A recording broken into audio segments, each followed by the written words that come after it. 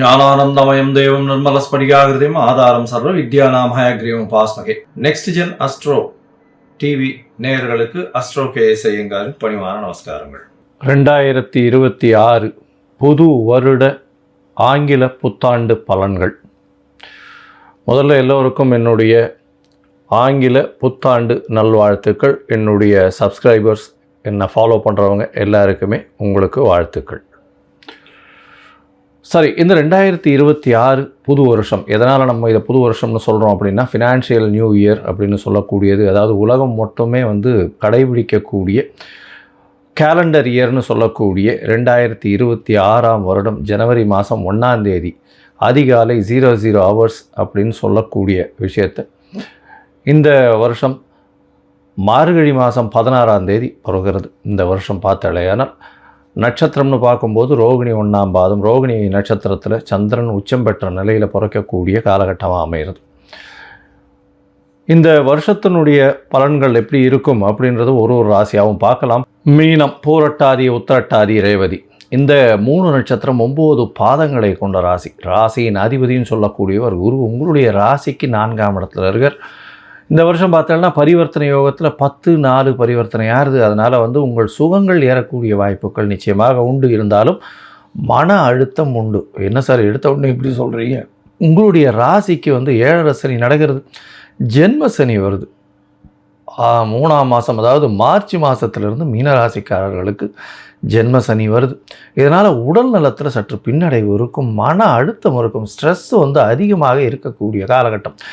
இருந்தாலும் பார்த்தீங்கன்னா உங்களுக்கு ஜூன் மாதத்துலேருந்து அக்டோபர் மாதம் வரலும் உண்டான காலகட்டத்தில் சற்று கம்மியாகக்கூடிய வாய்ப்பு. ஏன்னா குரு பகவான் உங்களுடைய ராசியை பார்க்கறதுனால எல்லா விதமான பிரச்சனைகளும் சற்று குறையக்கூடிய வாய்ப்புகள் உண்டு. இருந்தாலும் உங்களுக்கு பிரச்சனைகள், மன அழுத்தம் நிச்சயமாக இருக்கக்கூடிய காலகட்டமாக அமையும். ஒரு தீர்க்கமான முடிவு எந்த ஒரு விஷயத்திலும் எடுக்க முடியாத காலமாக இருக்கும். அதனால் பிரச்சனைகளை கையில் எடுத்து செய்யக்கூடிய வாய்ப்புகள் நிச்சயமாக இல்லை. இந்த காலகட்டத்தில் பார்த்தோம்னா உங்களுடைய ராசிக்கு ராசிநாதனுடைய பார்வை வேறு இருக்குது. ராசிநாதனுடைய பார்வை இருக்கிறதுனால உடல் நலத்தில் நல்ல ஒரு ஏற்றம் இருக்கும். இருந்தாலும் மனக்குழப்பங்கள் அதிகமாக இருக்கும். எந்த ஒரு விஷயத்தையும் எடுத்து செய்யலாமா வேணாமான்ற ஒரு கன்ஃபியூஷன் இருந்துகிட்டே இருக்கும்.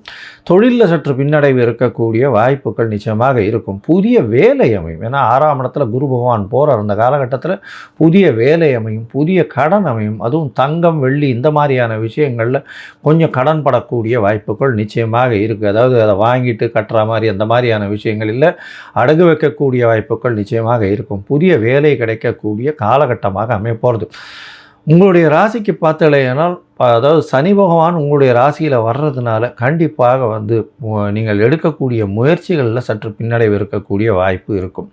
அது தவிர உங்களுடைய ராசிக்கு மே மாதத்திலிருந்து சனி பகவான் உங்களுடைய ராசியிலே இருக்கிறதுனால உடல் நிலையில் பின்னடைவு இருக்கக்கூடிய வாய்ப்பு. ஏன்னா உங்களுக்கு 7.5 சனியில் ஜென்ம சனி நடக்கிறது. இந்த காலகட்டத்தில் உடல்நிலையில் பின்னடைவு இருக்கக்கூடிய வாய்ப்புகள் நிச்சயமாக இருக்கும்.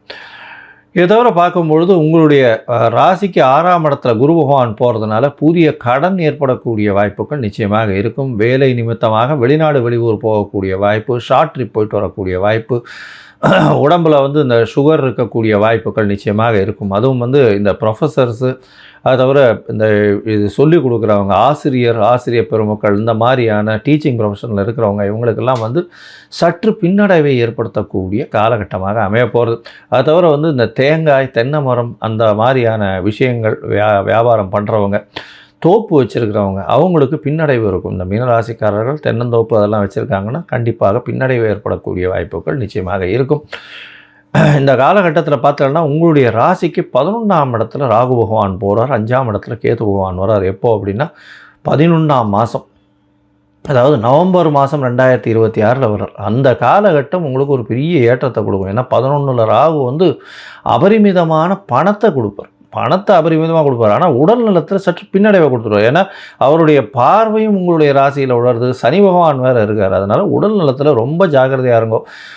ஏற்கனவே வந்து உங்களுக்கு இந்த டயபெட்டிஸ், கொலஸ்ட்ரால் இதெல்லாம் இருந்ததே ஆனால் கண்டிப்பாக மருத்துவரை அணுகி மருத்துவர் சொல்லக்கூடிய விஷயங்களை ஃபாலோ பண்ணுறது ரொம்பவுமே நல்லது. ஏன்னா நிச்சயமாக பிரச்சனைகள் உருவாகக்கூடிய காலகட்டமாக இருக்கிறதுனாலையும், மன அழுத்தம் அதிகமாக இருக்கிறதுனாலையும், எந்த ஒரு விஷயத்திலையும் நீங்கள் தீர்க்கமான ஒரு முடிவு எடுக்க முடியாத காலகட்டமாக இருக்கிறதுனாலையும் பொறுமையாக இருக்கிறது ரொம்பவுமே நல்லது.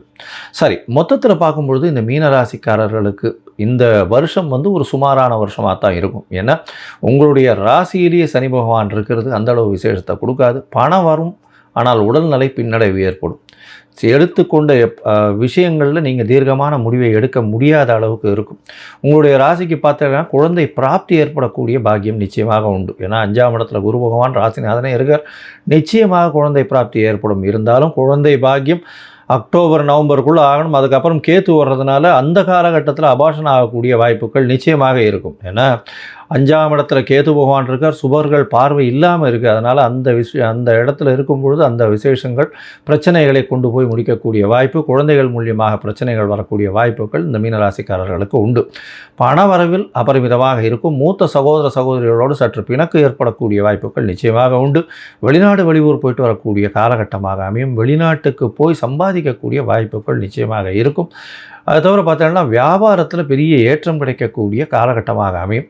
உங்களுடைய ராசிக்கு பார்க்கும்பொழுது இந்த காலகட்டத்தில் தந்தையின் உடல்நிலையில் சற்று ஏற்றம் இருக்கக்கூடிய வாய்ப்பு. உங்களுக்கு கவர்மெண்ட் ஜாப் பார்த்துட்டு இருந்தீங்கன்னா அந்த காலகட்டத்தில் கவர்மெண்ட் கான்ட்ராக்ட், கவர்மெண்ட் ஜாப்ஸ் கிடைக்கக்கூடிய வாய்ப்பு. அதை தவிர வந்து புதிய கடன் அமையக்கூடிய வாய்ப்புகள் இந்த வருஷத்தில் இருக்குது. இந்த காலகட்டத்தில் வந்து நீங்கள் அவசியமாக வந்து இந்த தேய்பிறை அஷ்டமி அதில் வந்து கால பைரவரை வழிபட்டுட்டு வாங்கும். தேய்பிறை அஷ்டமி வந்து கால பைரவருக்கு மிக சிறந்த நாள். கால பைரவர் எங்கே இருப்பார் அப்படின்னா சிவன் கோவிலில் வடகிழக்கு மூலையில் இருப்பார்.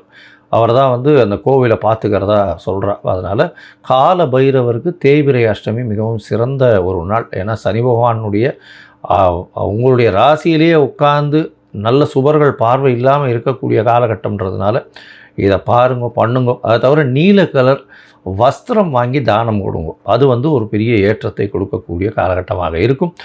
முடிஞ்சதுன்னா சதுர்த்தி தேங்காய் உடைச்சுட்டே வாங்கும். அருகில் இருக்கக்கூடிய விநாயகர் கோயிலில் உங்களுக்கு எல்லா விதமான ஏற்றங்களும் மாற்றங்களும் இந்த 2026 கிடைக்கும்.